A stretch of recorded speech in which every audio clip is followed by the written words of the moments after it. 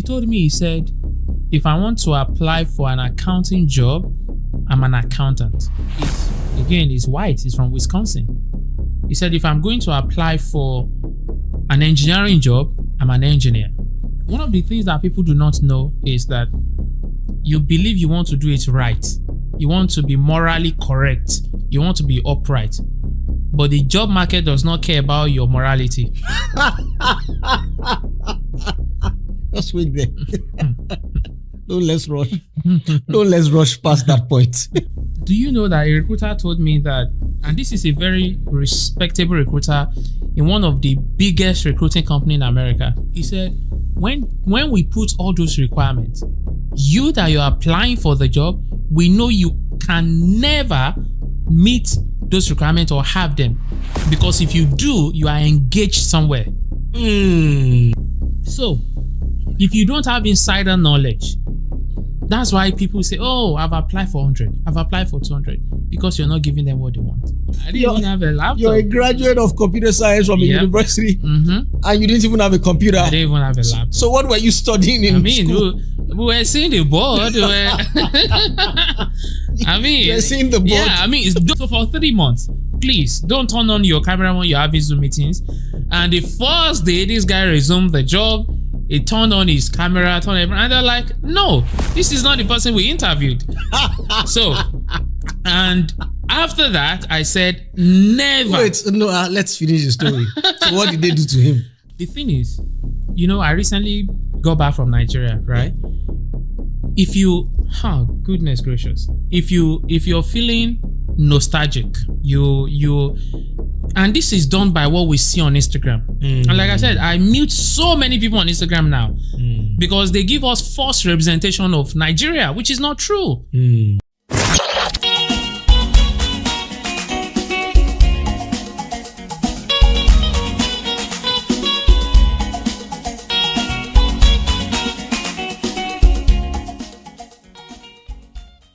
I met Tolu Michaels when he reached out to me and said that he had the most comprehensive solution, the fastest solution to finding jobs in the market, in GRC, in cybersecurity, accounts payable, whatever the job going forward. That really interested me a lot because I knew a lot of people who were looking for jobs. And when he spoke about that, I was quite excited as it were.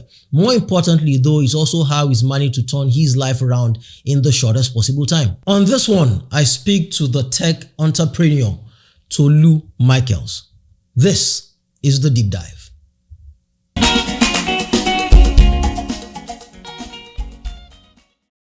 Okay, Tolu, so I will start out this.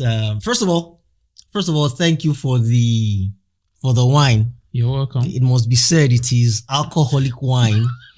You were going to give me non-alcoholic wine, and I let you know that as an adherent, as a subscriber to the teachings of a certain Yeshua, more commonly known as Jesus Christ. I mean, I cannot take non-alcoholic wine. That goes against everything that the man stood for. So so this is alcoholic wine. Thank you. And then water to balance it. Yeah. But you didn't offer me. Did you offer me tea? I asked. I said tea or water, and you said but the drunk in me or the latent drunk in me somehow. I prefer that. No. It's actually that I was wondering how I would manage hot tea. Because I'm one of those people that like really hot. Yeah. Does that happen to you in America when you go out to say maybe to eat breakfast and they give you that lukewarm? Yeah, and you're like, this is not hot. This is not hot. Go and bring. So I like hot tea. So I was wondering how I'd manage throughout. Anyway. All right, Tolu. So let's do this. I will possibly do another formal introduction where I will speak about the fact that a young man reached out to me, or a younger man. You're not so young anymore. A younger man reached out to me, and essentially you made a claim that I found very interesting. You claimed to have a product or a solution, yes, that helps people in any field. Yes. But especially GRC, what you would call the governance, risk and compliance. The cyber security people, the penetration testers, the IT auditors, all those guys in that space. Yes. That will help them to get jobs guaranteed 10 times faster. 10 times within just a couple of months. Yes. That's what my introduction might say. And I found that to be a very tall claim, a very bold claim to make. Yeah. You have a system that will help people get jobs 10 times faster. Yes. Okay, let's start from there. Explain yourself. All right, thank you. So, before we even get to that system that we've developed, we started with cybersecurity training company. And as I often say, arguably, we are the best cybersecurity training company in America. And that's it. Our results speak, results speak for itself. And it's because of what we've done and the number of people that we've put in the job market that we've helped to get a job.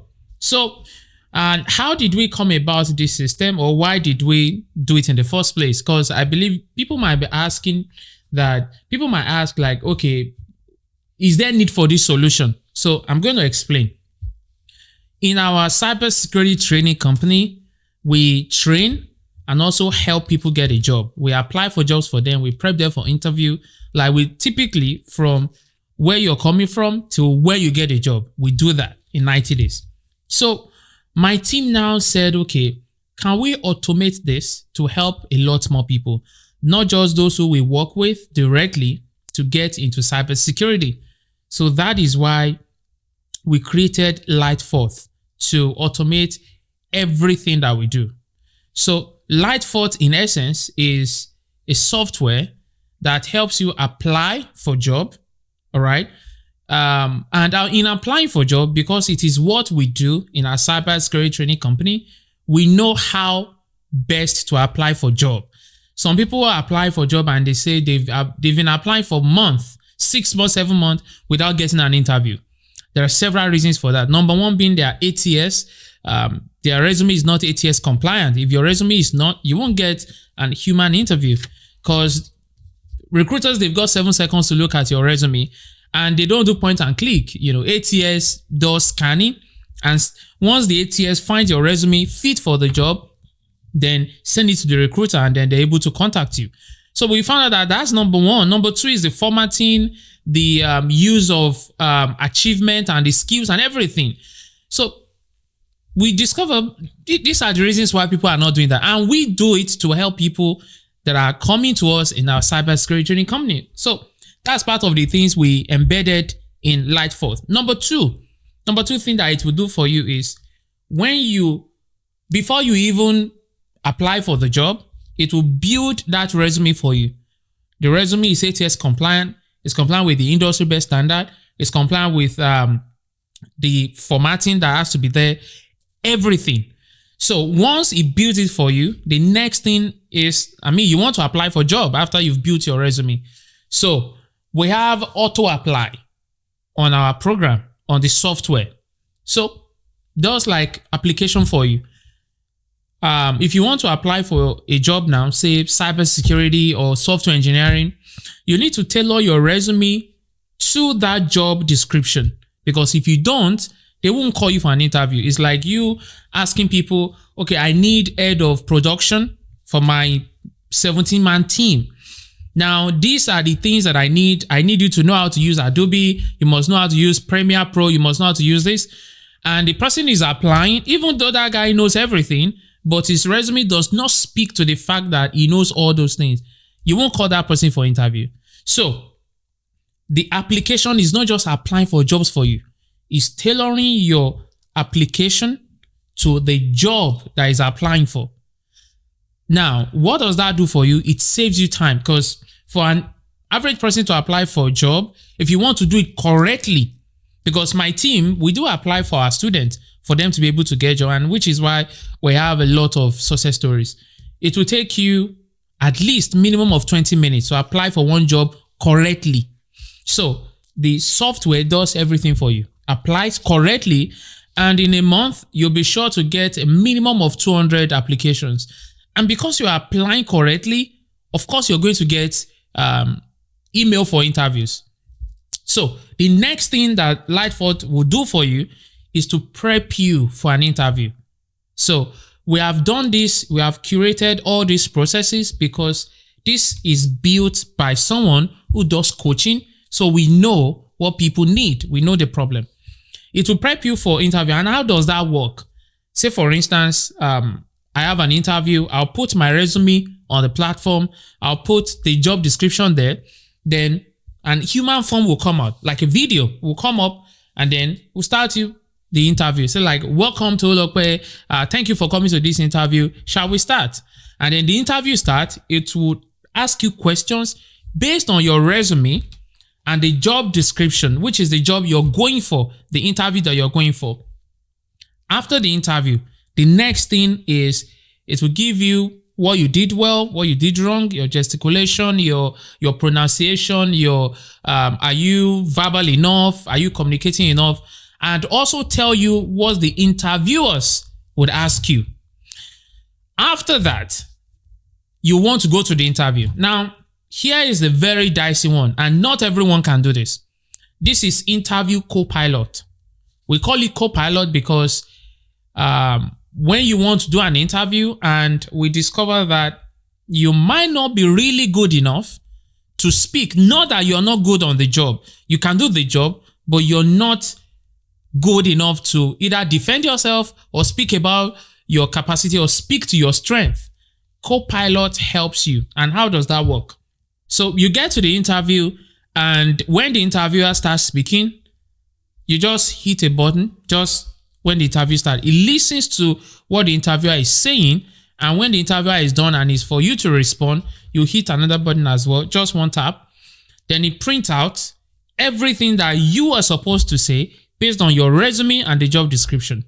So if you're not the type that is very good at defending yourself, speak to your strength, speaking to the things that you know, co-pilot would be very, very helpful. Now, here is the twist. You don't have to use co-pilot. However, it's part of the package. And now I will tell you why, because I know you might be asking me. I was going to let you finish, but let me just, because that's a lot. This co-pilot thing, is this something you do before the interview or helps you during the interview? That is why it's called co-pilot. While somebody is speaking to me on the phone. Yes. This thing will be answering for me. He's not going to speak for you. Yeah. It's just going to print out. Say you're in a Zoom interview, right? Yeah. And they're asking you questions, and then you tap it. Then you print out the answer, and then you see everything, and then you can speak to what it has printed out for you. Wait, so let me tell you why we did that. My students, when we've done all that we do for them, some of them get like 10 interviews per week. When we have other people that are looking to get just one interview a month, some of my students get 10, in my cybersecurity training company. And we discovered that some of them, even though a lot of them are getting jobs, but some are not, and was surprised like what is going on. So we devised a means. We said, okay, record your interview. So we got the recording, and it was despicable. It's horrible. These guys are very good, because when we do training, we do practical training, we do live classes where you go through what we do at work, and we give them projects. These guys are very good at either IT audit or risk management or assessment and all that. But to speak in defending that to what they have done or what they can do is not there. So a lot of them will now ask me, Tolu, this, can you help me do the interview? I said, no, I don't help people do interview. And in all sincerity, I've done it before. Not with my training company, with friends. I've done it before. And I stopped because I told a friend, the last friend I did it for, this friend had beards and all that. And you know me, I don't have beards. I have what are people call goatee. That's what I have. So I did the interview for him. He got the job, and I told him, you've got beards, you got all this, your facial, well, just different. So for 3 months, please don't turn on your camera when you're having Zoom meetings. And the first day this guy resumed the job, he turned on his camera, and they're like, no, this is not the person we interviewed. So, and after that, I said, never. Wait, no, let's finish the story. So what did they do to him? They let him go. How could he have made such a mistake? Yeah. And the thing is, one thing people do not realize is that, and I'm sorry to say, we are Nigerians, we're just too loud. We're not the only one who do these things. We're just loud people. In fact, this particular incident that I talked about, my mentor told me, my mentor is white, is Caucasian, is a chief information security officer in a company now. He's done it before as well for people, for his people. So we're not the only one, but because we're just too loud, right? Anyways, I said, I am not doing this again. So since then, I stopped. Now, our students getting interviews, but they get to the interview, they're not speaking as they should, even after we have prepped them a lot of time to do a very good interview and impress, not just impress. When you go for an interview, we want our students to always rent a free space in the mind of the interviewers. But some of them don't get it. So that is the reason why we have co-pilot, because they're asking, can you please help me? Can you please help me? And then we develop that. And lo and behold, it has really helped a lot of them. Okay. Yeah. Okay, that's quite the answer, which has thrown in a lot of things. First of all, simple answer. What's ATS? Because you said ATS compliant. Your resume has to be ATS compliant. What's ATS compliant? It's called Applicant Tracking System. Okay. So when recruiters are looking for candidates, they put requirements, qualifications, years of experience, the job description, the experience that matches those job description. And sometimes they also put the certifications that they need. That is why there are some of my students that do tell me that how can they turn off LinkedIn thing? Because they do get a lot of requests from recruiters, even though they no longer need, employment. Some of them are doing 2-3 jobs. So that is how recruiters get in touch with you. Now, if you're applying yourself, the ATS also does the scanning to see which of the resumes meets the requirement. So that is why it's applicant tracking system. Let me give you an example. Right now, as I speak to you, the job market is something else now. So if you go online now, go on LinkedIn and see the average software engineering job, you have over 100 applicants. Over 100. Now imagine you being a recruiter, a company gives you a contract. Please help us employ 10 software engineers, 5 cybersecurity folks and all that. And at the end of the day, you're looking at over 1,500 resumes. How are you going to check them out? Manually, it's possible, but it's difficult and time consuming. So that is why they use ATS. So we are saying that your resume must be ATS compliant, because if it is not, the recruiter on the other hand, or at the other end of the thing, will not see your resume because the ATS believes that you're not qualified. Okay, great. So this ATS is automated. It's yes, but it's as close to AI as you get, right? Okay, great. So because I have a few people who are very close to me who have been in this market for a while and are frustrated. So I want to know, is this ATS the culprit that sends them the message, dear Tolu, thank you for applying, but we have decided to move on with another candidate, qualified candidate. Yeah. And wickedly enough, that mail always comes early in the morning when they are waking up. As soon as they wake up, that's what they see. It's first. Like they want to mess up your day. It's like they want to mess up your day. That's what you see first. And at some point, one of those people said to me, I want to know who these other qualified candidates are. I've sent 300 applications out. I know. Every other person is qualified. So is that ATS system that does so that? It's not just, ATS is primarily the thing, but it is not only ATS. And I will tell you why. So number one is ATS. Number two is not using the same resume for every job. All jobs are not made the same. Even if you're applying for, my own, let me speak to what I teach or, the people that I help. You're applying for a risk analyst job as a GRC professional. So you see a risk analyst job and they put all the requirements. You see another one, they put the risk management or risk assessor, and you're using the same resume for everything. You're pretty much, it's counterproductive to just apply for everything, thinking that because you're applying to a lot more job, you'll get more opportunities? No, you won't. So number one is 8 years. Number two is using the same resume to apply for so many jobs. Number three, which is very, very important, is tailoring your application or your resume to the job that you're applying for.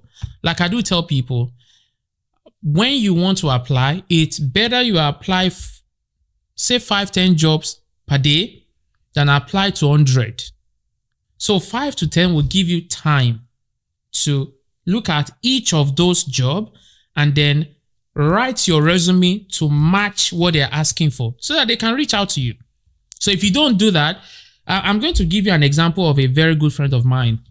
He's a friend, he lives in Houston. Last year, 2023, he reached out to me and said, Baba, I have all the certifications. I've been looking for a job for 6 months. 6 months. He's been looking for a job. And I said, okay, no problem. Send me your resume. So he sent his resume and I asked my team to work on it. So we gave him 4 variations of resume.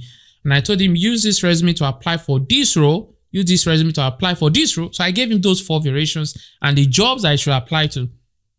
Lo and behold, in 2 weeks, guess the number of interview requests he has. 2 weeks, 3. 3 in 2 weeks. So it's all about doing it the right way. See, those guys that are getting it, they do not have 2 heads. Okay. They just know what they have to do. Okay, good. Okay, so let's begin to come into, because I mean, here we are sitting in the US and what seems to be reigning right now is IT. GRC, IT audit, cybersecurity. Yeah. And the first thing that you will hear from anybody who's in the industry is there are more jobs out there than there are. In fact, Google probably tell you that in 2023 there were X number of jobs and they're looking for people to fill those roles. Yes. But that is not the reality on ground for those looking for the jobs. I mean, you did mention, in fact, I wrote it down, the job market is something else right now. The claims don't seem to match the reality on ground. They keep saying that there are more jobs in cybersecurity, in GRC than there are applicants. But that is not the case, at least realistically. So first of all, you tell us, realistically, are there more jobs than there are applicants? There are more jobs. So let me give you... I know, because you're going to go to Google and do that again. No, I'm not even going to Google. Now, take a look at this. This is Slack, right? This is, if you can begin to scroll, that is Slack. No, scroll down. Okay. What you're seeing there, those are interviews. You will begin to see. So you see my team like interview for this person, right? You see interview for one person getting 10 interviews in a week. One person. So that is, you can look at everything. So now, I don't know if you're familiar with an ongoing conversation now about H-1B visa. Yes, I keep seeing that. How they are coming to take jobs and all that. Yes. Now, what people do not realize is data don't lie. Numbers don't lie.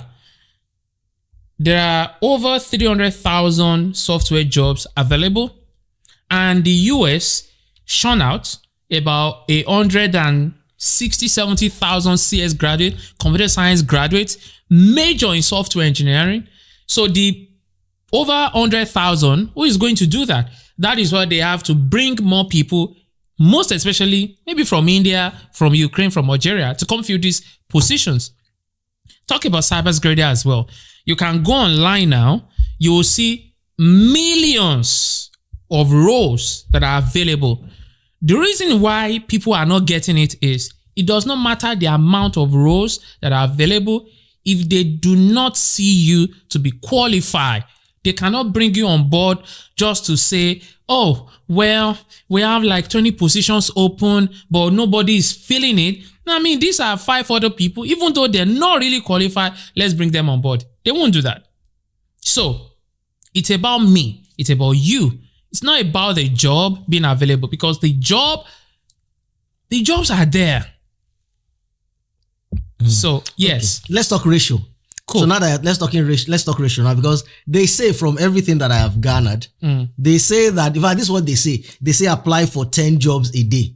they say that for you to get average for a person who has been successful in getting one job, they must have sent out 200 applications. So with Lightforth and the solutions that you're bringing, what should the ratio be? How many CVs or how many applications should the person reasonably expect to send out before they get a job? Because it seems right now that the going acceptable ratio is 300 applications sent out for one job interview. So they tell you, so when you tell them, and again, these are people who are close to me who lament and complain when they say, I've been looking for a job. Then the question that industry experts will ask is, how many resumes have you sent out? That person will say 120. Then they say, you have not even started. 120. Come back and talk to me when you have done 300. Oh, goodness. 300 applications to get one job. So what's your own projection? How many resumes or how many applications should you fill out before you can reasonably expect to get one job? Okay. So one thing that I've always maintained is that whatever we do, whatever I put my name on, I want it to always be the best. I don't want us to do something, and this is what I tell my team, and I'm laying the foundation so you know where I'm coming from to answer your question. I do tell my team, I don't want anybody to see what we do, either our platform or our program, and say, oh, it's because they're Nigerians. No, I want them to say, wow, these Nigerians are good. Now, for our training company, we get interviews for students every week, right? Now, I've got a team of about 10 that does application. These are experts, right? And they get paid per hour. They get paid per hour here. Now, do you imagine 10 people applying for maybe 5 students and each person gets close to 10 interviews? Does that mean that they've applied to about 1,000 jobs? No. So what we work with is a rule of 10%. So if you apply to 10 jobs, or if you send out your resume for 10 jobs, you should be able to get at least one interview. That is why it is not the number of resumes you send out, it's the quality of resume or the quality of your application. When I started, my mentor told me that he said he applied for 150 jobs, right? And the reason why he said he did that was that he was updating his resume. That's what they call it. They say update your resume. Do you know that when you're applying for jobs and the recruiter is really interested in you, they will call you back and tell you, do you have this experience? Do you have this?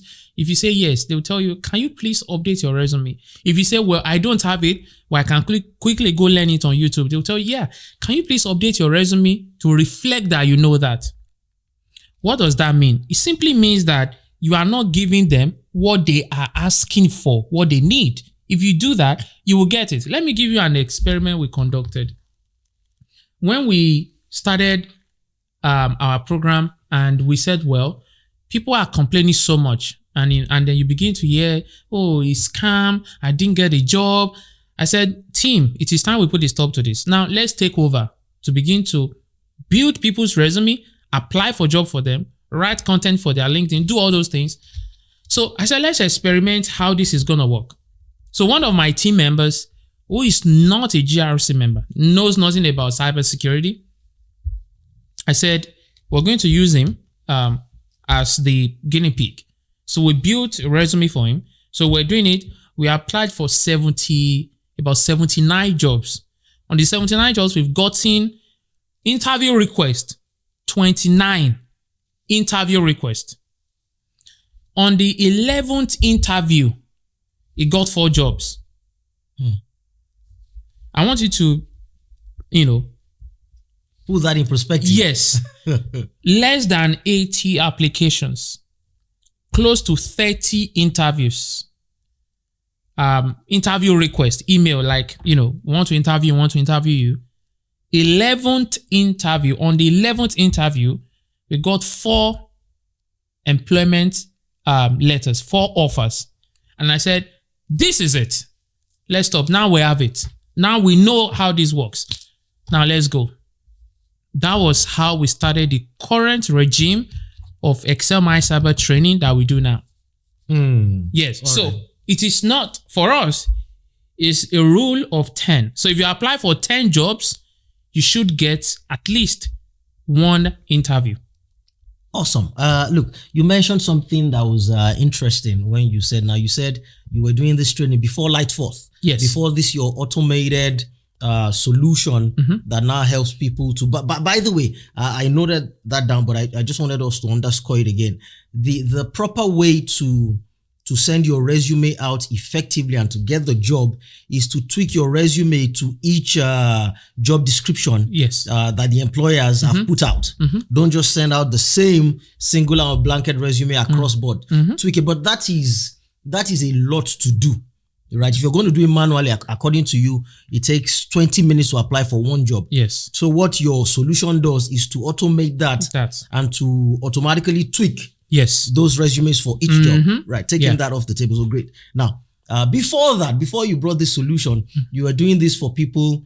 You weren't even doing it for them manually. You were training them and then tell them to go out and apply. Yes. And then they were coming back to say that, well, I applied and I didn't get anything. It's a scam. And then we started doing it ourselves. Okay, it's a scam now.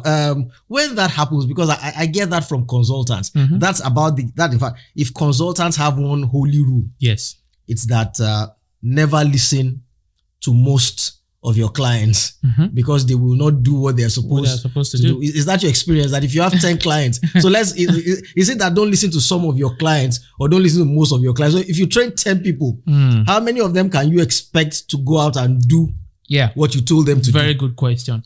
So and how many of them will return to blame you for not doing what you told them to do? Thank you. I appreciate that question. And there's something I heard from a man that I respect so much. He's a pastor, Sam Adiemi.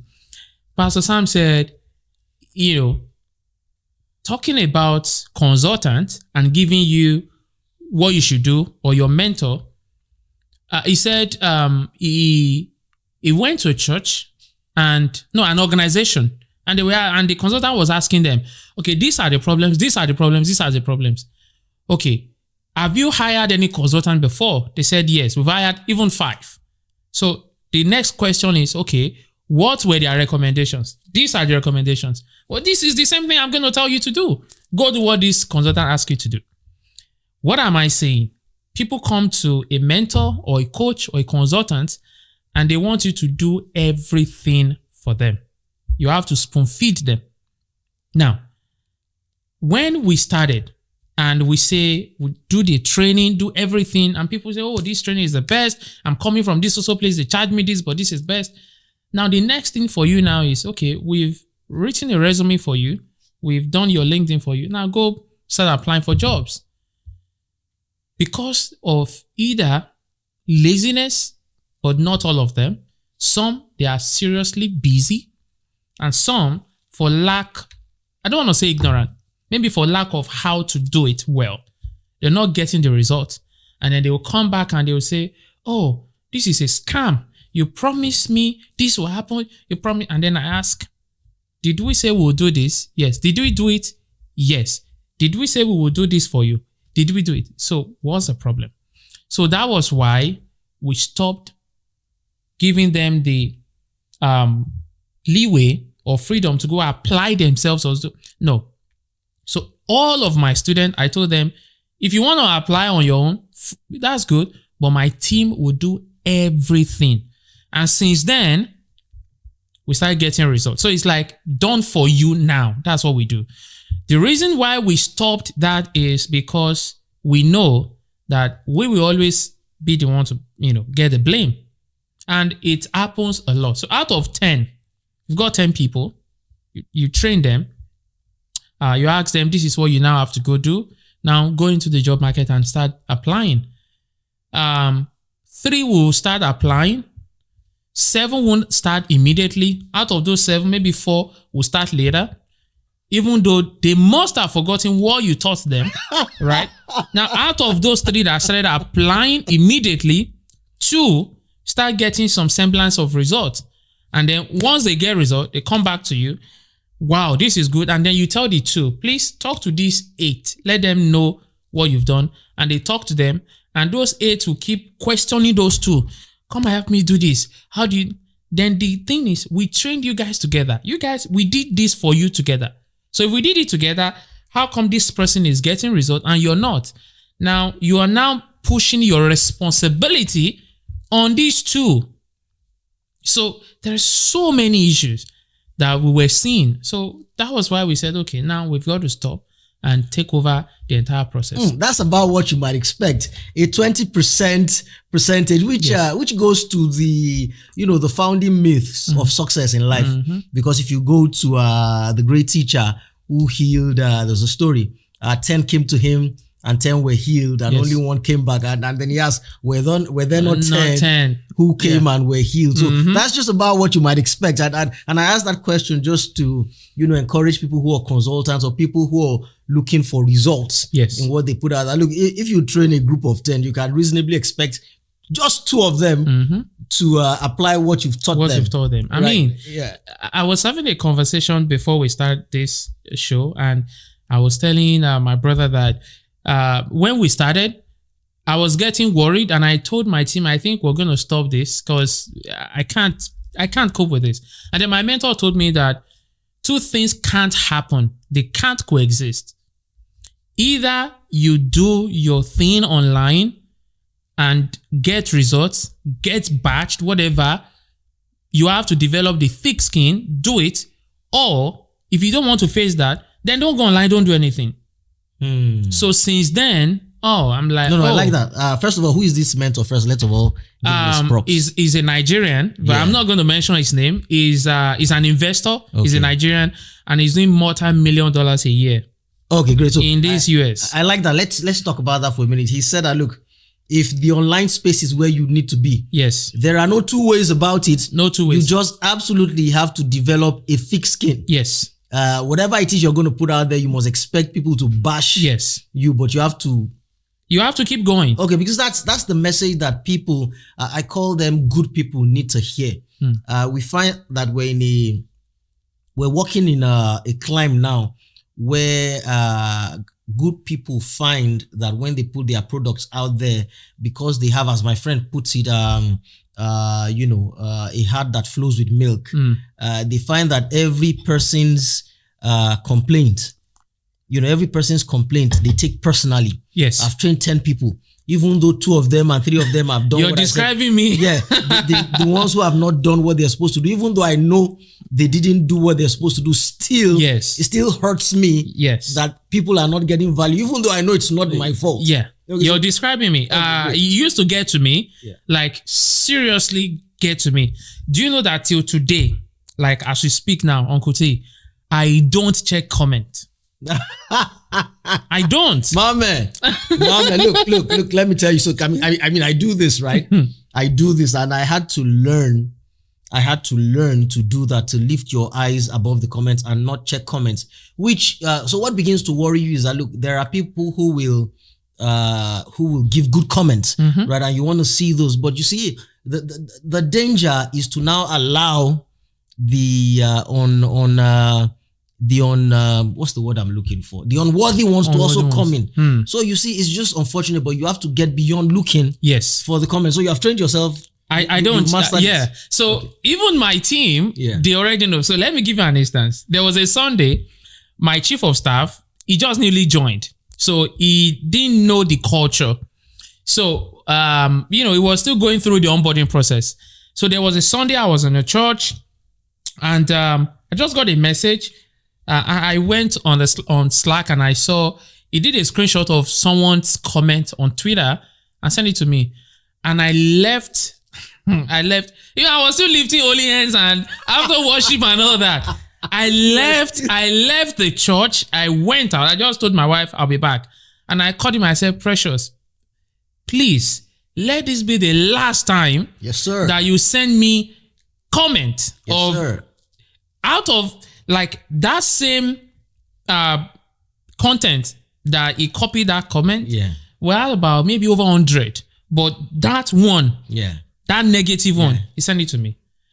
Another thing I also do is, and I learned this from Gary V. He said, I think you also mentioned it a while ago when you and I think Uncle Kofi were talking, and it was about being empathetic. Like, just think, like, be merciful on them, pity them, because they are not in a good place. That is why they can comment like that. That you won't see someone who is in a good place commenting or saying, spitting out rubbish. I think Pastor Sam said it when you and Pastor Sam was talking. Sam said it. Yeah. And even this guy, I've said it quite a few times when I speak, Stephen Pressfield, the guy who wrote The War of Art, he said several key things. He said that people who are busy fulfilling their own purpose and destiny. In short, people who are productive do not criticize, which is, I've never been a fan of criticism. People say it's constructive. I'm like, there's nothing like that. There's nothing like constructive criticism. No. The only type of constructive criticism is to praise somebody. If you must say anything at all, praise somebody. If you see something that you don't agree with, keep it to yourself. They will figure it out. They'll figure it out by themselves sooner or later. You don't need to tell them. People who are busy don't comment on other people. Well, let me give you this example. There was this day I was doing webinar. I do masterclass once in a while, live masterclasses, and this guy was commenting, saying scam. He was just saying all sort of rubbish. So people were correcting him that stop. You're distracting us, because I was giving them some value, real good value, and I told them to be taking notes. So I saw that the guy was distracting them for real. And I paused what I was teaching. And I said, guys, please don't abuse him, but please pity him. He's in a bad place. Maybe he's owing rent, or he's owing mortgage, or he needs to make some payment.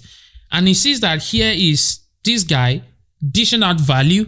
I can't do what he's saying, and I'm going through this. So that is why he's projecting what he's going through to everyone here. So just pity him and just leave him. And I said, guy, I mentioned his name. I said, I feel for you. Whatever you're going through, I pray God help you, bring you out of it. And he stopped. That's okay. That's good. Okay. I forget how we got here, but it doesn't matter. It doesn't matter. Okay. So I'd asked you about people who say, people who say scam, it is scam and all of that. So, so now that you've taken everything in hand, because the reason why we train people and tell people that, look, I've given you all the knowledge, because it's in the book as well. The book says, oh man, the Lord has shown you what is good. Go do it. Yes. The reason why you train people is so that you can also go about with your own life. Right. But now that you've taken all of that in hand, you're not only training people now, you're also helping them do it. Yep. And now it is bound to be more expensive. Yeah, it is. Than having people go and do it themselves. If I train you, maybe I train you for 3,000. If I want to do everything for you, I'm thinking maybe several multiples of that. Yes. Right. I mean, so you're going to lose a lot of customers, and you're cool with that. So here's the thing: you don't lose. You lose customers, but you don't lose money, and you don't lose value. Okay, great. So here's the thing: you're charging $3,000, and you want to have 10 people come. Those 10, see, when people pay, they pay attention. So you have 10 people pay. They pay you $3,000. That's $30,000. But they're not getting results. They will go around town bashing your name, calling you all sort of names. But you only have 3 people, and those 3 they paid $10,000. That's $30K. You've still made the same amount of money. But at this time around, you can now use that same money to invest in helping them get results. Okay. So rather than you just work with, let's be real. When we started, at a point, maybe in a month, we were getting like 100 students. Why? Because we're charging maybe 2,000, 3,000. But now, we're only working with 10 students per month. That's it. So imagine from 100 to 10. But those 10, they get value and they get results. So to anyone out there, if you're a coach or a consultant, that's from my own personal experience, that will be my counsel. Rather than you have a lot of people and they'll keep screaming your name, doing all that, just get few. Okay, great. So here's the thing. Let's be frank, Tolu. Yeah. You have been doing this thing for just what? You haven't been doing this thing for a decade. Like, you've been doing this thing for about 7 years. So this is what fascinates me about you, which is why you're sitting opposite me right now. Yeah. How is it that a person who 7 years ago did not have any, in fact, 7 years ago, weren't you in Lagos, Nigeria? Or was it 8 years ago? 8 years ago, I was in Lagos. Okay, yes. so as at 8 years ago, December, you were still in Lagos. Yes. You're probably driving from Alausa or somewhere. I mean, pronounce properly. Yeah. Alausa to somewhere. You were in Lagos 8 years ago, living in Lagos. Yeah. And with it, just under a decade, you've moved to America. You've become this person who's done all of these jobs, who is successful, who has this company, and now you've developed AI. I'm still going to get into that. I mean, you've developed AI that solves these problems. How did you come from that to this? Okay, thank you. I think that's a lot to unpack. But let's start from how did I even get into cybersecurity, right? Yes. Because I believe that's the foundation, and then I will tell you why I'm doing all this now. I went to church, and God bless my brother. His name is Somi, and he told me in church, because he saw how tired I was and all that, and he was doing very well, and he told me, so why not get into cybersecurity? I was like, how am I going to do that? Cybersecurity. I thought in cybersecurity that you've got to have tons of certifications and all that, and he said you can do it. Just go check it out, and I did. I paid a lot of money to several boot camps, several courses, which till today, I don't regret. I don't regret I did that, because they made me who I am now. Now, while I was preparing for some certifications and training, I was driving Uber at that time. This in America, not in Nigeria. Yes, this in America. Okay. I was driving Uber. When I'm driving a passenger. Why does everybody drive Uber? Yeah. In fact, before Damola drove Uber. Damola's brother drove Uber. You drove Uber. Yeah, I did. In fact, some people, they got it better than I, because before I started driving Uber, I worked in factories. Before I worked in factories, in this Dallas, there's something called day labor, right? That place is like a facility where we go to and we raise up our hands. You go there, you register, you pick a number, and you raise up your hand when contractors come. Contractors are people like you and I that need services of young men to come work in their house or their yard or something like that. So I did that before I moved to Chicago. Now, fast forward to when I was doing Uber. I've started training already. When I'm driving and there's a passenger, I'm not going to listen to anything. As soon as the passenger drops, I press play. I'm watching and listening to my cybersecurity training. I will drive for about 10 hours plus. When I get home, I'll have my dinner, freshen up. I already set up a workstation, a lab. Then I'll be there till about 1 a.m. I go to bed. I did that for about 4 months and I got the job. Now, when I was going to get a job, I got 3 job offers. Those 3 jobs were the final job interviews that I did, and I got the 3. Wintrust Bank, I got United Airlines, and I got Shoprunner retail company, right? Now, I was doing all that, and people, how our community is in church, where they'll say, oh, you want to do this? You want to do cybersecurity? Oh, bro, Tolu is in cybersecurity. And people started coming to me, and, I will help. And it got to a point that a particular year, I helped about 10 people get a job in cybersecurity. And after that, we went to an event. That event was hosted by an uncle that we all know. And all of them came to that event. I'm like, yeah, Tolu did it. Yeah, Tolu. They were now saying, why can't you take this up? Help people. But I didn't take it seriously. Now, why did all this start? November 2020, the month of November 2020, during the pandemic thing, I was doing jumping rope, just exercising. And I think I had done about 250 plus or so. And I stopped, and my heart rate won't stop. My heart was like racing, like heavily. It won't stop. So I took aspirin, nothing happened, and I called 911. And they took me to the ER. And the doctor told me that if I had waited 5 more minutes, I'll be gone, like dead. Now, during those periods, as they were taking me from the hospital to from the house to the hospital, I was already telling my wife, the password to this, my bank account. So, if anything happens, you guys can't suffer. You guys are good. Now, when the doctor that was going to also do the surgery, because they later found out that I've got AFib, that they have to do a surgery to correct that. I also called her and said, okay, this is the situation. We're going to do a surgery. And if I didn't make it, this is that, everything. Now, fast forward to 3 days later, they did the surgery and I went home that same day. And after that incident, I said, I'm going to die empty. Like, I will die empty. Nothing would remain that I should have given to the world that I didn't give. So that is why I started a training company. Even the books that I've written 8 books now in cybersecurity. I have got a credit repair company. I've got a software that helps schools in Africa. Excel My Cyber is the cybersecurity training company.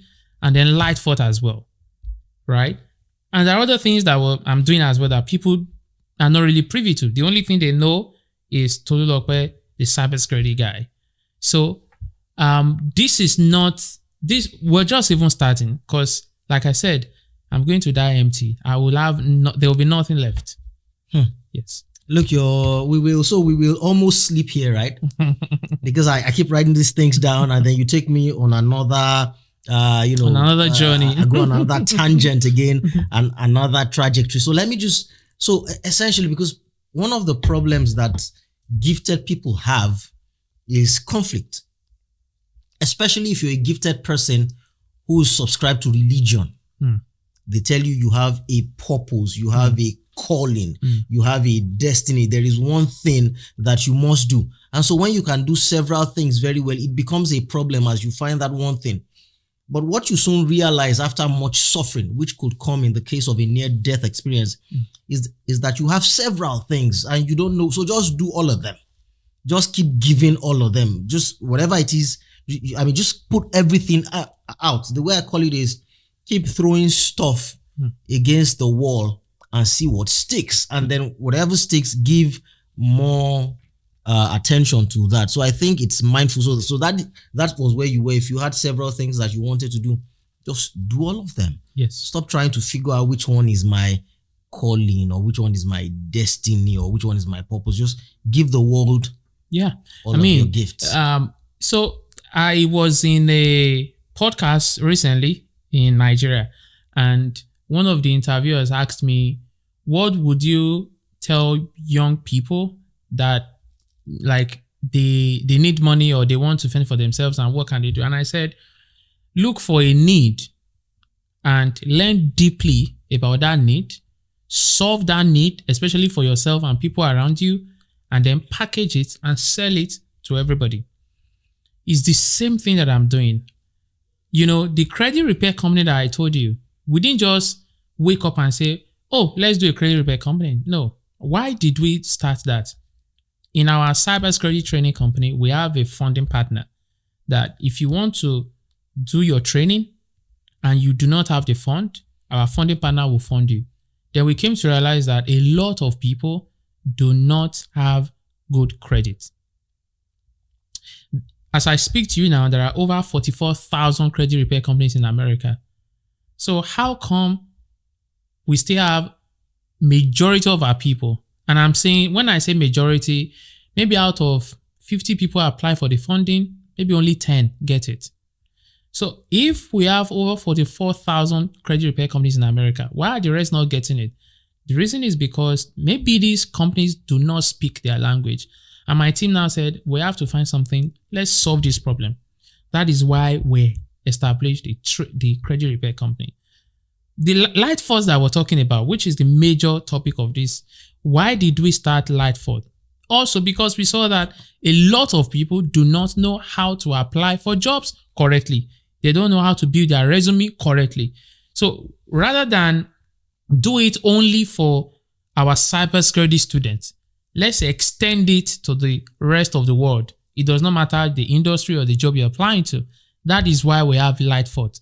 So what am I saying?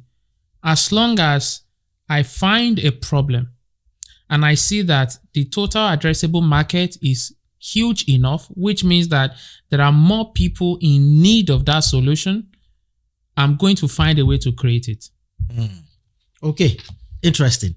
So how did you break into, so that's why I asked you that question initially, wanting to know your background, seeing how you were coming from Nigeria and you didn't have any cybersecurity or GRC or IT background. So the reality today is that if you want a job, now this is a question we must answer politically and technically as savvy as possible. Yes. Without putting ourselves into trouble. Because you go on these job sites, yes, and you want to find a job and they want 5 years experience. They want 7 years experience. I think the least you will find for the jobs that pay the least is 3 years experience. This certification preferred, yes, that certification preferred. You must have worked here. You must have had this experience. So for a person who wants to start newly and is hoping they've been inspired by what you said, they want to get a job in 4 months and yet they've done nothing in cybersecurity or IT or GRC or whatever. Yeah. What do they put in a resume and how do they get the job? Okay. That's very key. Thank you. So let me speak to what we do, GRC.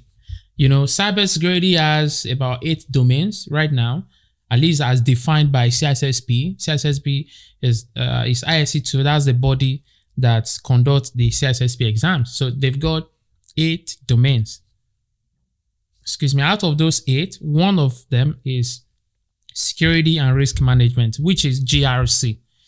In GRC, there are so many skills that are needed that has nothing to do with technical skills. As a matter of fact, you being technical has not one benefit if you're going to go into GRC. There's no benefit for that. So what we do basically is look at the transferable skills that they've got into helping them position that in GRC on how it can be helpful. So when you're coming into a new role or a new field entirely, you want to look at where you're coming from. What are the transferable skills that you've got here that you can transfer here? That is what you use to tailor your resume to the JD of that job that you're applying to. Now, I was telling you about my career mentor because I've got 2 mentors, one for career and one for business. The one for business is the one who told me, like, the two can't coexist. Either you do online or don't.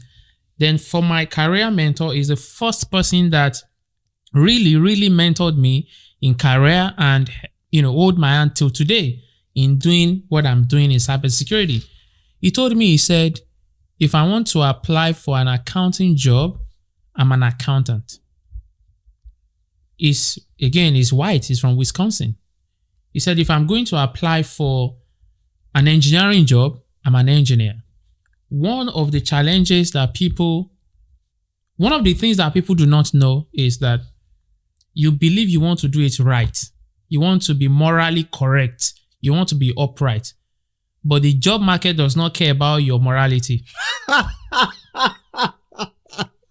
Just wait there. Don't let's rush past that point. So here you are. You want to be moral. Yeah. You want to be upright. As defined by your own codes of morality. They've told you not to lie, not to cheat. You want to do everything. Meanwhile, the job market doesn't care. Yeah. About your uprightness or your morality or anything. No. So the market wants what the market wants. So you've got to give it what it wants. So the market doesn't care about you because they don't know you. They don't know where you're coming from. And they don't care. They are saying that this is what we want. And even though you know how to do that, and you are saying, no, this is what I want to present to you, then they have no business talking to you. Because if they say, we want a GRC professional with 5 years of experience, who has CISM or who has CISA, who understand IT, all this risk management and all that, you've done the training, you've done the project, you know all these things, but you are telling them, sorry, I have a psychology background, I have So I have a banking background. This is me. I've been a banker. I handle cashier. I handle this. I handle teller and all that. But I can do this. But they've got no business talking to you. If you were the one, you won't talk to that person as well. So you've got to transfer your skills into what they're asking for you to be able to break in. The only thing that the market forgives or reason with is if you're a recent grad and you're getting into the job market, then they know that you just graduated. Even at that, you must have experience, internship or projects that you work on while you were in school. You must have it. Even as a recent grad, say you graduated last year or this year, you can't just put it there without job experience, without project. If you don't do it, they won't talk to you because there are other recent grads just like you that will put everything they've done there. So that's why I said the market doesn't care about your morality. It doesn't. Give them what they want. You know what? As you were saying this, you know what kept coming to my mind was a K1 The Ultimate Song, which of course was in Yoruba. It's as if it's an accepted game that the system plays. You know, and the way K1 The Ultimate put it was Ekembe ke soro iron paro fun ori e pe oro ma nboro bo egun, you know, like look, they know. It's as if the system, the job providers, the job owners know they do that not everybody, in fact, most people who come here would not have done this thing. Like they will probably doctor their CVs, but you know, we don't care. So let me give you. Can you do what? Sir, let me buttress your point. Do you know that a recruiter told me that, and this is a very respectable recruiter in one of the biggest recruiting company in America. Their headquarters is in Chicago. So those who know downtown, they might know the agency I'm talking about. He said, when we put all those requirements, you that you're applying for the job, we know you can never meet those requirements or have them. Because if you do, you are engaged somewhere.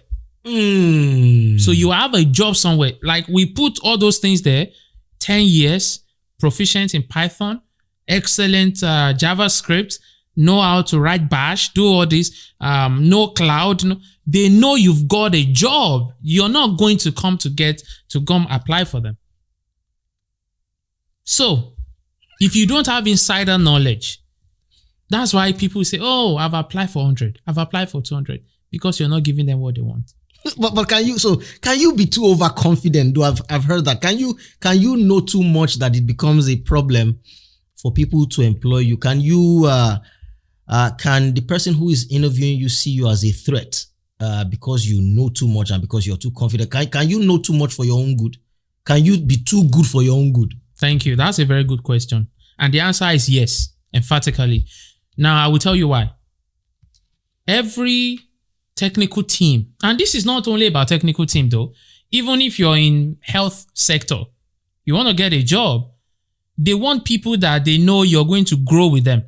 If you know everything, that you're not coming to learn anything. They don't want someone that knows everything.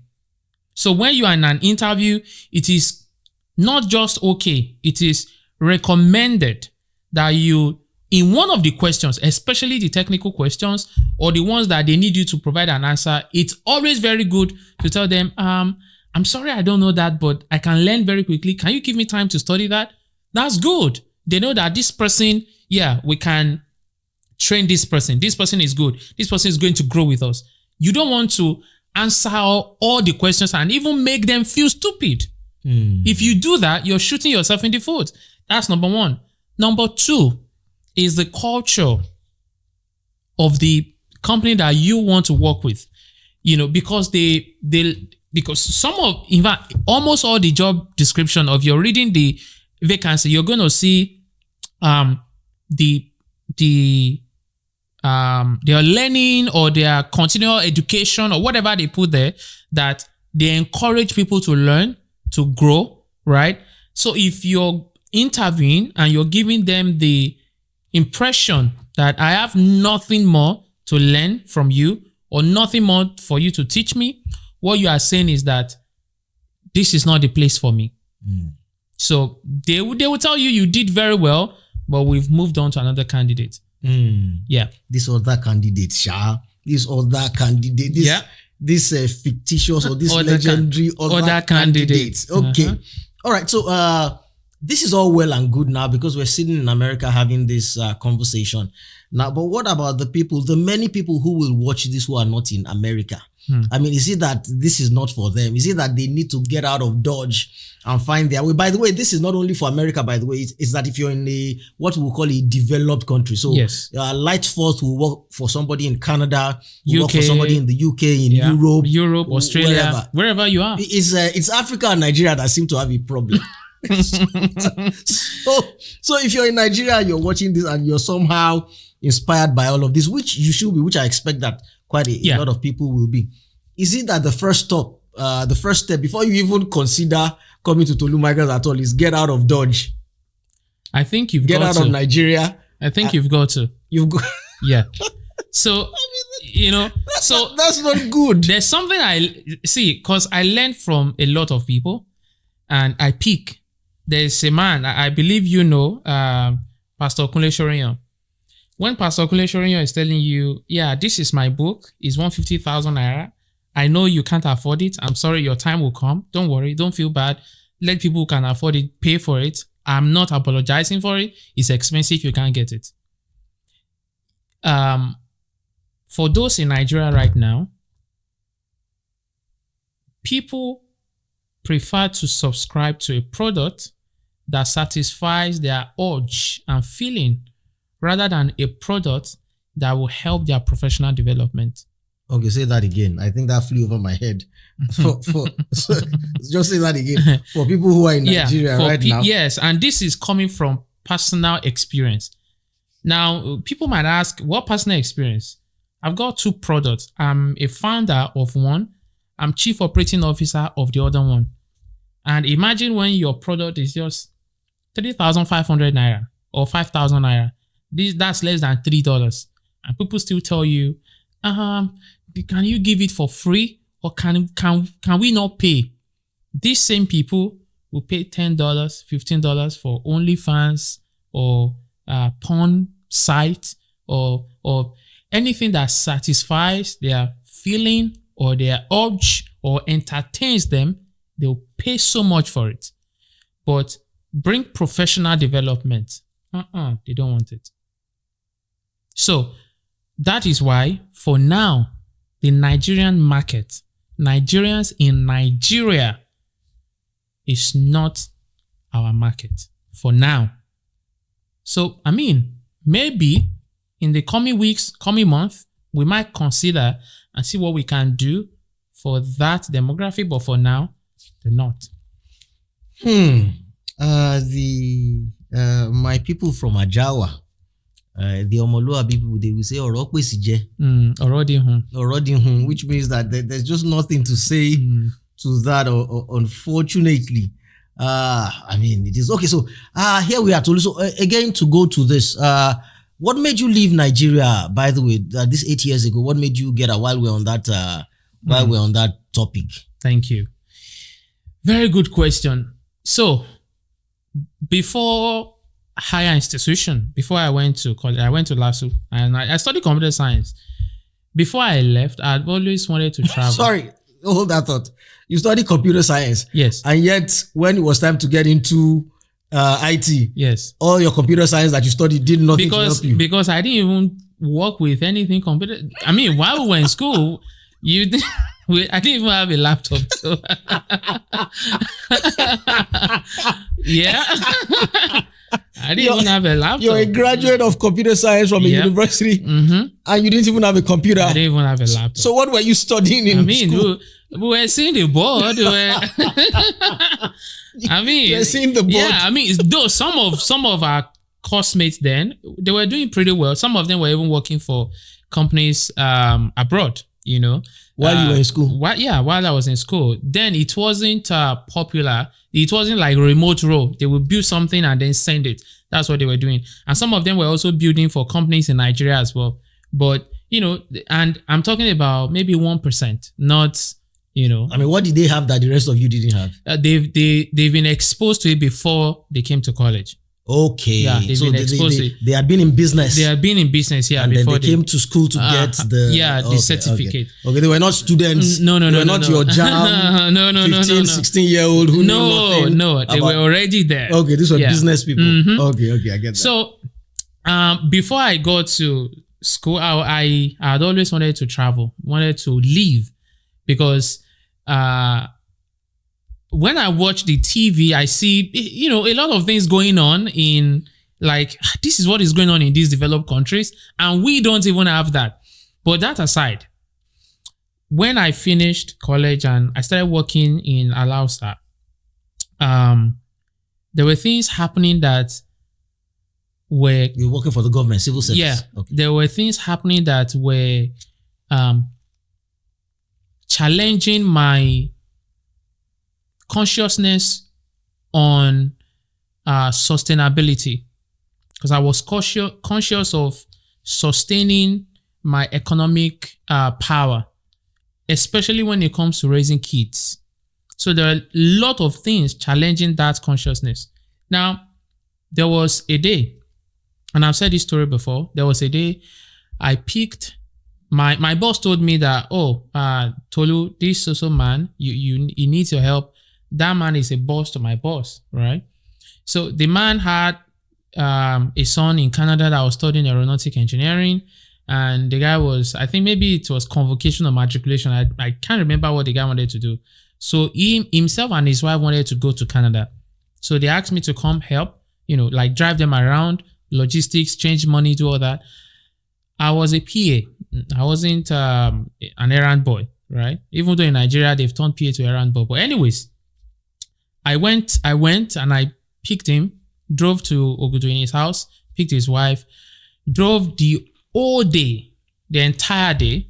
And after that, he gave me 1,000 naira. I'm like, that's very insulting. Like, what am I going to do with this? In fact, I didn't need this money. If he had said, oh, Tolulope, God bless you, thank you for today, trust me, I'll be so satisfied. Now, before that event, I'd always thought that the way we do, like, the way we behave, like, was subservient to some people. And I was asking myself, so I'm helping these people now. My kids would also help their kids. Or how is this going to work? That's number one. Number two is, today you have money, tomorrow you're broke. It's like so many things going on at the same time. And I said, after that incident of that 1,000, I said, today, now I made the decision. I must get out of this country. So that was the reason why I left. Not just that, but that was what sealed the decision to leave, because I figured out that I no longer, I didn't want to stay in a place where you have to know somebody to do this. You have to, no, it was just enough.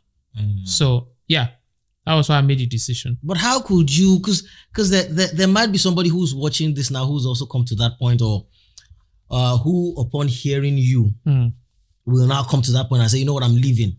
But you just can't leave. I mean, your passport doesn't just allow you to leave. Yes. Just can't vex in Nigeria now and just leave. You know what you mean? You're leaving. Yeah. You first of all have to apply and get an interview that you might not see for another 2 years. Yes. And then you have to wake up early in the morning and go and queue and then line up and be interviewed. And if you ever get the visa in the first place, you're probably going to get a visitor's visa. And then when you get here, how do you even begin to regularize? I mean, how did you do it? Okay. Thank you. So, funny enough, before the interview that gave me the visa, I've always applied.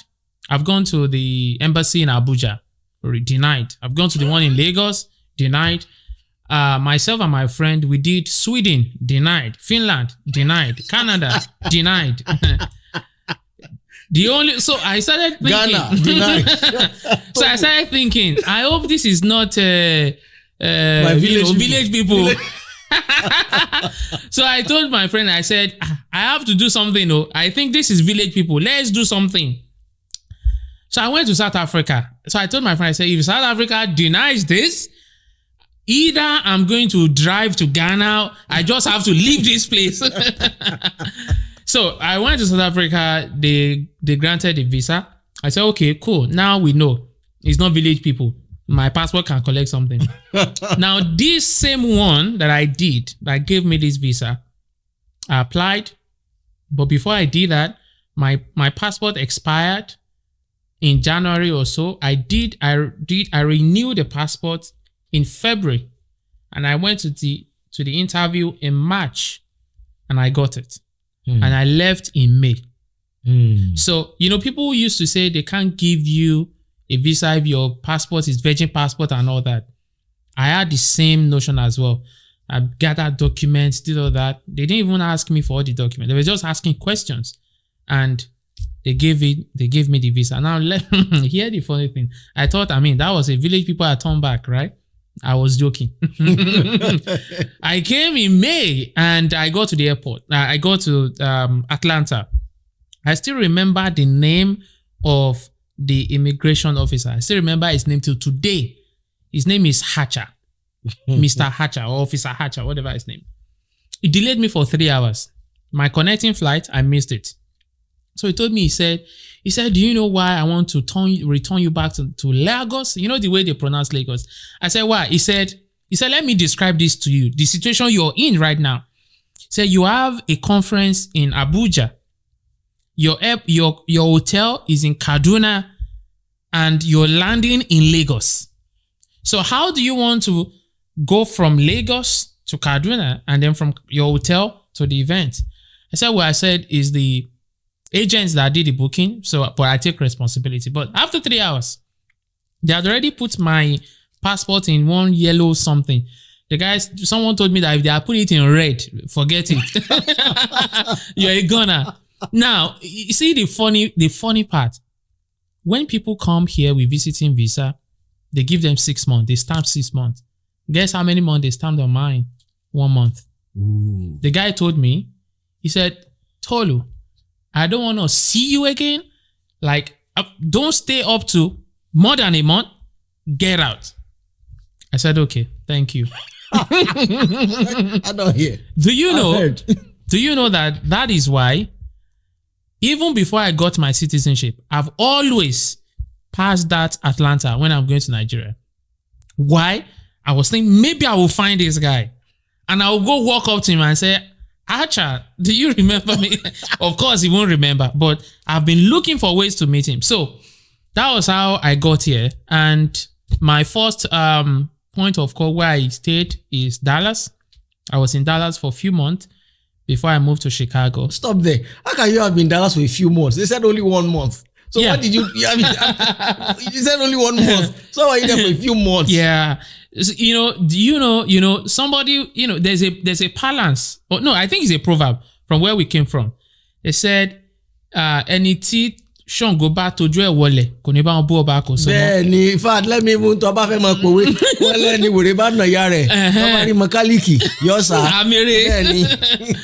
So wait, excuse me, you must translate because so translate your own and because you can't be giving my editor who is not Yoruba, by the way, to begin to try and she subtitle. Joy will not let me rest.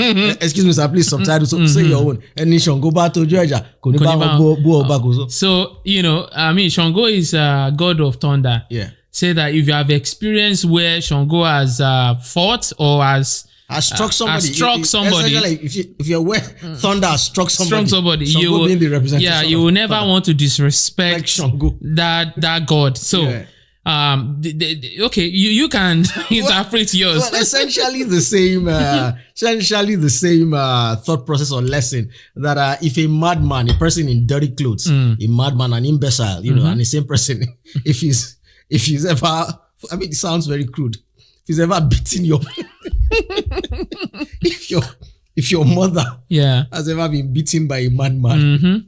Somebody in dirty, clothes. If you see a mechanic from where we come from, who of course will be in dirty, stained overalls, you see a mechanic coming, you run. You will take off. You don't know whether it's a mechanic or a madman. Essentially, and you don't want to relive the experience. Especially, experience is the best teacher. If you've not experienced something, then you probably don't know about it. Yeah. So I said that to say that I had experienced that while coming. How the hell would I want to go back again and want to come back and then experience that because I didn't know what was going to happen. But do you know that even 3 weeks into being here, I wanted to run back. I was working, doing some very hard work that I was not used to. So that is why I used to say to people who are in Nigeria or Africa that wants to come to America, it doesn't matter who you are. This place humbles people. Do you know that I came here with just $1,000? And when I got to the airport, paid some things, and I got home, like the person I was staying with $700. Meanwhile, I had fixed about 7.5 million in my wife's account.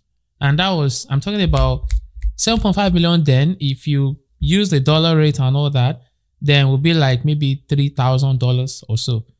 So imagine how much that would be now, So I'd fixed that in my wife's account, like, okay, you guys can. And also, she also has some money in her account for upkeep. Like, you guys are good. And then got here, and then I was doing some digging. The first job I did in America was demolition. Or demolishing some properties where maybe they're not using or something. And then we'll go there, we'll be packing the rubbles to go cut them away into... That was the first job I did. And I think I got paid $20 for that. That was my first job. Yes. So the second job was painting. The third job was in Nigeria. There's something they call Loma, waste people. This vehicle that comes to your house and they pack your dirt. I was following that. So I would hang on the truck. They would get to a point to the next house. I'll jump down, take the trash can, pour it there, put it, and then hang on the thing again. I did that as well. And I also did... Sorry. I've always wondered about those guys. Now I can ask you, since you did it. Please, is it that you get used to the smell after a while? Do you ever get used to the smell? I didn't wait to get used to it because I ran away. I did it for about a week. Okay, a week. You couldn't handle the smell. I couldn't. Not just the smell. Maybe I should say I wasn't fit enough because you have to run to and get, to jump on it. Yeah. Trash it, put it. The guy is already going. You have to run, catch up with it, and then stay on it again. Yeah. Like, I did that for a week. Meanwhile, the guy that in fact, that's why I was telling you about day labor, right? They picked us for that job at day labor.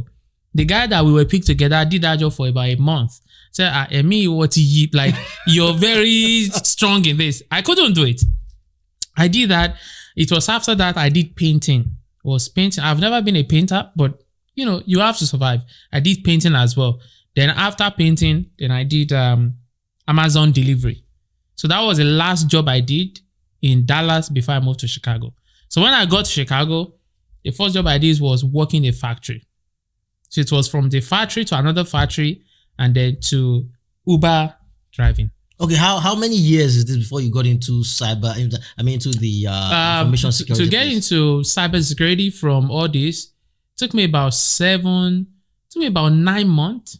All of these jobs was under 1 year? Yes. All of these jobs you were doing? Everything. Wow. Okay. Look, as I begin to round this up, so I must ask you, it's very interesting, and it's one of my teachings. I've said this to people over and over again. It's amazing how you want to leave a place. Say Nigeria, for example, you want to leave. You're desperate to leave. You're begging to leave. You think maybe America or Canada or wherever is your next. And you get there and you want to run back to where you said you couldn't wait to leave. But apparently the trick is not to run back. If you can go through the transition, which is representative of the wilderness, then you can get into the promised land, which is what you have done. Yeah. To run back is to symbolically go back to Egypt, so to speak, isn't it? Of course. So the thing is, I recently got back from Nigeria, right? If you, goodness gracious, if you're feeling nostalgic, and this is done by what we see on Instagram. And like I said, I mute so many people on Instagram now because they give us false representation of Nigeria, which is not true. So I was telling my wife, I said, let's go back to Nigeria. It seems all is well. So my wife said, well, if you want to drag me, I'm not going there with you. Whatever you want to do, you can go.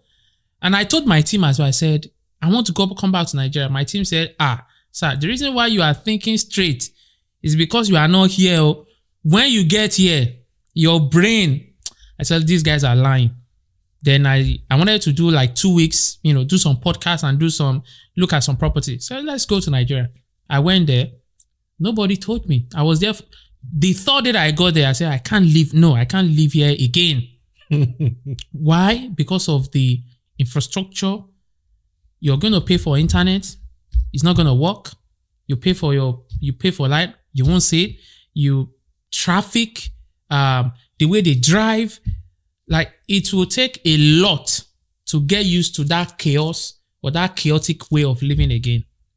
So it's funny you should mention this because it's funny you should mention this and mention Instagram because just yesterday, I promise you I'm not exaggerating, at most 2 days ago, but I think it was yesterday, I'm reading somebody's post on Instagram who was showing Lagos and said the people here are balling. Don't let them tell you that Lagos and Nigeria are dead, I just came in from abroad and people are having fun. Yeah, it is tough, but they have adjusted, they are living life. In short, it is good. Well, you want to go adjust to the chaotic life? Why not? You can. Because some people profit in chaos, right? Yes. That's where some people make profit. So the thing is, no matter how bad a country or an environment is, some will still find a way to exploit and also make profit. And there are some people that they cannot thrive in a sane and working environment. There are people like that. So people like that, would you want them to come here and work like normal people and obey traffic? And they're not going to do that. So they rather stay there and enjoy the fake drink that they sell in the clubs and live the fake life. And then, if I was in Nigeria, Uncle T, I'll be dead. That's the truth. The thing that happened, to me in November 2020, it happened to someone that I followed on TikTok. The guy, I should say, I think he's a, vlogger, though he had a job. I think he had a business. But the guy travels and records everything. Very sweet, pleasant guy. I think they call him Ade or Mobile or something like that. The guy is the one that used to say, Ijokwa and Loba. I love that guy. Do you know that this guy traveled everywhere? He was in Ikeja playing soccer. And he slumped. And he died. The same thing that happened to me. If I was in Lagos or anywhere in Nigeria, I'll be dead. Because they will tell you there's no ambulance. Nigeria, some of those institutions, they profit in the misery of other people. You tell them, they stole my car. They will tell you to come and pay. Because it happened to me too. A week to my introduction, to my wife, one or two introduction. A week to that, my car was stolen. I went to church. They stole my car. The police were asking for money. We paid a lot of money. Nothing. So, institutions that profit in your misery, you now say you're having a heart attack or something is happening, they will tell you there's no ambulance. Send us money. Let's buy food. Let's do this. Before you say ABC, that person is gone. That guy died. And I was telling my wife, I said, you see one of the reasons why I said I can never regret coming here. Because my doctor told me I was fortunate enough to be attended to by one of the best cardiologists in this country. The guy said if I had waited 5 minutes, I'll be dead. The ambulance, when we called 911, it was as though they parked somewhere and they were waiting that somebody will call them. Without exaggeration, they came less than 5 minutes when we called. Less than 5 minutes. So you want to tell someone that had experienced that, gone through that, then I will now take myself and go somewhere where all there is chaos. You buy your Ferrari, you're driving it in potholes, and you're queuing for fuel, black markets, or you're going to the club, the expensive poison that they sell with fake drinks. Okay, Tolu, final question is so Lightforth, and that's Lightforth, lightforth.org. Yes. So for those who are interested, Uncle T, my team will send you a link. Okay. You can put it in the description. Yeah. It's a quiz. It's quiz.lightforth.org. Okay. Quiz.lightforth.org. So the quiz is to first assess you. assess where you are, your standing, that you are entry, beginner, intermediate or advanced or expert or something like that, to know, your standing, and then we'll tell you how Lightforth can help you. Okay, so we'll throw that in the description. So they click on that. Yes. It takes them to the assessment page. Yes. So Yes. This is what I wanted to ask. This is obviously good for all jobs. Accounts payable, GRC, EML, not so. Whatever you do. Whatever. So even in the health sector. So how old were you when you came to America? Should we use the official? I just wonder, because there are people who are older now, so they wonder. Okay, so this is perhaps what I should ask. For an older person who is, say, maybe 45 right now, or who is on 50 or past 50, who is fortunate enough to be in America or Canada or Europe or wherever, and can access the solutions that you provide. Yes. Is it your testimony and your submission? Are you positing that the fastest way to turn their lives and fortunes around is to do GRC or to do information security? All right. Let me say this, because I get this question a lot and I like to throw more light on it. If you're coming to do GRC, if you're 60 and above, you've got only about 3.4 to 4% chances of getting in. Does that mean you won't get in? No, you will, but it's tough. But if you're 50, 55, trust me, the door is open. Wow. Wait. The difference between being 55 and being 60 and above is according to that, if my mathematics is correct, is the difference over 90%. It's over 90%, yes. And the reason is because you can go look at those who are in GRC now that are in their 60s. You want to look at, we have very few percentage of them. They're about 4, 5, but less than 10%. However, they didn't start that day. They've been in GRC forever. You understand? So if you're going in GRC now and you are 60 and above, you've only got less than 5% chances. So, because before people come to our cybersecurity training program, we do psychometric tests for them. So once we find out that you're above 60, we don't take them. Because we want to work with people that we can help get a job. Once we know that you're above 60, even if you want to pay me 100K, I'm not going to take you. Well, so what should a 60-something-year-old person do? There are several things they can do online. There are several other things like AML, like what's AML? Anti-money laundering. Okay. Yeah, like AML, like bookkeeping. That's a very good one as well. If you're in your 60s, you can do bookkeeping. I mean, those are the things that, and there are several other, just to put it in perspective, get non-technical role and you'll be good. Okay, but for people who can get in 60 and below, the question is cybersecurity a faster, more efficient way to turn your life around in just a couple of years than any other? As far as I know, it is. I will tell you why. And I say a story, or I tell a story wherever I go. And the reason is because she's the fastest, my fastest student to ever get a job. Her name is Miracle. She was, yeah. Her name is Miracle. Her name is Miracle. When she joined us to when she got a job was 39 days. Let me shock you. She had no technical background. In fact, she was a professor of music, teaching music. And from when she joined and when she got a job, 39 days. So that means that is the fastest way for you to change your life. Because cybersecurity is booming right now. They've been saying it's booming for years, but this time around it's booming. Why? Because of the AI, because of AI agents, because of machine learning, all those technologies that we have now. So they really need people. Now, I wrote a book very recently, AI in the Age of GRC. That book is about 400 pages. That book will let you understand why GRC folks are really needed now in this space of AI. So if you want to get into the job market, that is what I advise you to do. GRC is cybersecurity. All right, you heard it, folks. If you're looking for a job for whatever reason you want to get into cybersecurity, first of all, please do not misconstrue what is said. First of all, change your name to Miracle. Change your name. Just kidding. All right, thank you, Tolu. Where can they find your books? Amazon? It's everywhere. Funny enough, before I went to, like I told you, I went to Lagos recently, and I was seeing my books in Walmart. If you Google like GRC Bible now, you're going to see it on Walmart, Target.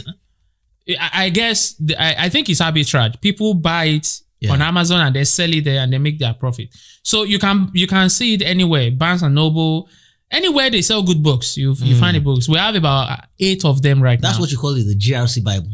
There's GRC Bible. That's what I call it. That's a powerful name. The GRC Bible. Yes. Wow, that's an authoritative name. Yeah, it is. Well, Tolu, thanks a lot. I could keep talking to you. Thank you. This is threaded to be one of my longest interviews now, but well done. You've done magnificently well for yourself. We shouldn't say everything that we're saying.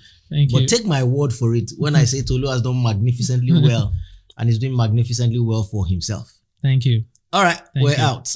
Now, you see what I was saying about that tea? Have you drunk half of it? No. And it's cold, and it's right? cold. Okay, exactly. That's why but my wine, I'm going to do the it's wine. It's still the same. Yeah. Well, wine was never meant to be hot in the first place. I'm going to do my wine thing. All right. Thank you, sir.